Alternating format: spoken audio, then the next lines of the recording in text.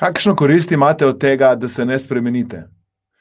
Moje ime je Aleksander in s coaching vprašanji bi vam rad pomagal, da spremenite svoj model sveta, svoj način razmišljanja. In današnje vprašanje je vprašanje, ki ga dostikrat ljudje niti ne razumejo takoj na začetku. Ker ti mislijo, da zato, ker so tam, kjer so, nimajo koristi. In jaz vam povem, da če ste zdaj v coni udobja, je korist, da se vam ni treba spremeniti, boriti. Če ste zdaj v slogu nezdrave hrane, je korist ta, da lahko vzamete vse, karkoli vzamete in gre noter in konzumirate. Če ste v odnosu, kjer trpite in vam ni fajn, je korist tega odnosa ta, da je predvidljivo trpljenje.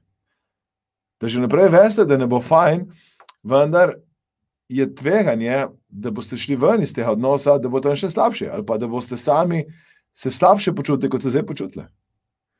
In zato vam povem nekaj. Ko ugotovite, kaj je korist, da ste tam, kjer ste, in potem znate to korist najde tudi v spremembi, boste spremembo bistveno hitreje naredili. In zato vas vabim, da poiščete koristi in jih prenašate v spremembo. Hvala, ker ste, hvala, ker me spremljate, hvala, ker všečkate, delite, komentirate. Še enkrat, Aleksander tukaj, vabim vas, da mi sledite na vseh različnih socialnih omrežjih, na YouTubeu, Facebooku, LinkedInu, Twitterju.